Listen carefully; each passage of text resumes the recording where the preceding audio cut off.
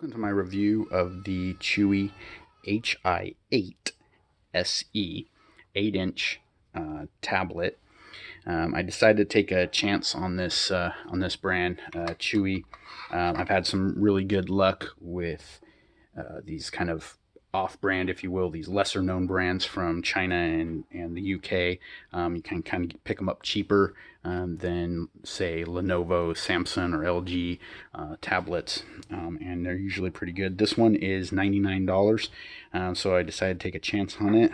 I'm probably going to give it to my kids to play with, so I don't expect a whole lot from it, but I'm already pretty impressed with it. So first off, it came in a really nice thick packaging. So it was in a plastic sleeve inside this foam. So I mean, you probably drop this thing off a two-story building and it wouldn't break. So I was really impressed with just the quality of that. It came with an attached screen protector that they let you kind of peel off yourself, and so I did that already.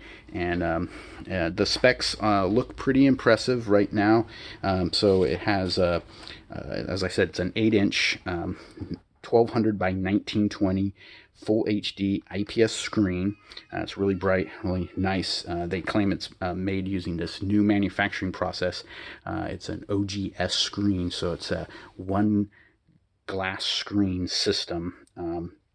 So it's a glass screen. I don't know if it's Gorilla Glass, but it seems pretty high quality. Here, we'll turn it on here, and I'll just unlock real quickly.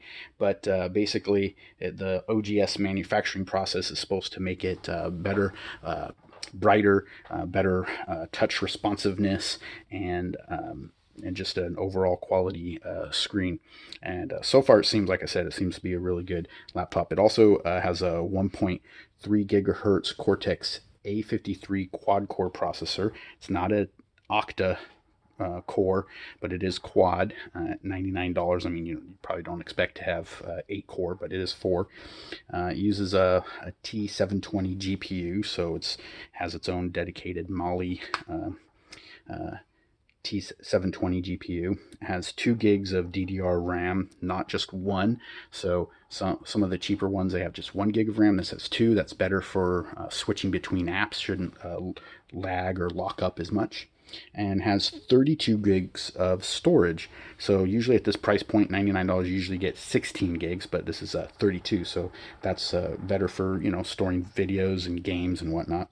It has a 2 megapixel front camera, and then has a 5 megapixel rear camera. No flash, LED flash on there, but I mean, nobody really uses their tablet as a camera, so we don't have to too big of a deal with that. It does have the dual band Wi-Fi, so it will connect to both your 5 gigahertz and your 2.4 gigahertz wireless connection. So that's really good. And it just, one thing that doesn't really register well, maybe also with my kind of lighting setup here on in my garage, is just how nice it feels. It's a metal unibody construction, so there's no flex in this. So I have an RCA Voyager and an Amazon HD8 tablets, and both of those, there's a little bit of flex in them, but this, with the metal, it's super solid, feels really nice in your hand, really fits well. It's easy to hold on to, isn't slippery or anything, but just really looks nice.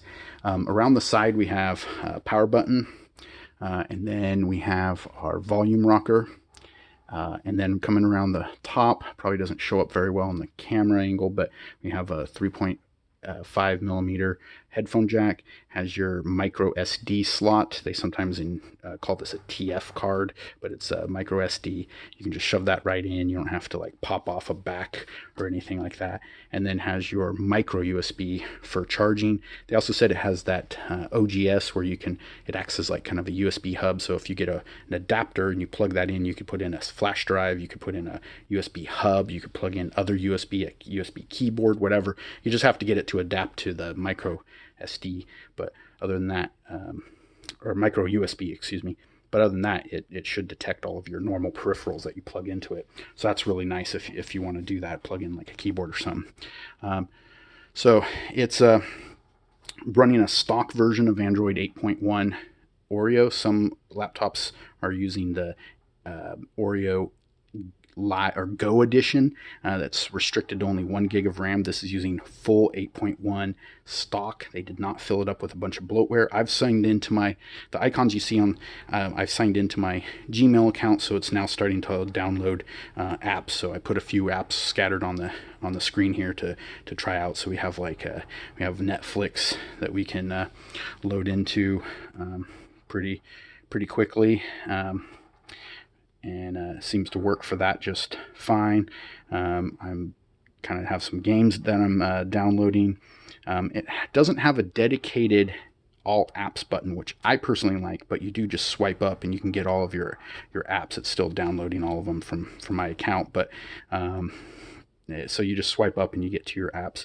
It has this kind of spacing in the app tray, and you'd think you could put in about 3 extra icons, but whenever you try to drag something, it says that it's full. So it only fits the 4, even though it looks like it could do 6. So that's a little weird, but not a big deal. It doesn't have dedicated home and back, but it does have these apps or floating or electronic buttons that you can hit here. And some people like those, some people don't. The drop down is kind of small. I feel like it should take up sorry, let me show that to you. Should take up more of the space, but it's just really small there. But I guess that's just a high res on the screen. And the camera, like I said, is 5 megapixel rear and 2 megapixel front. Nobody really uses their tablet camera unless you're like chatting, so it's not a big deal. But otherwise, it's a really nice, high quality tablet for the price. Way better than most at this price point. So I'll upload some benchmarks here in a little bit. So I'm just going to kind of pause the video and get some benchmarks going.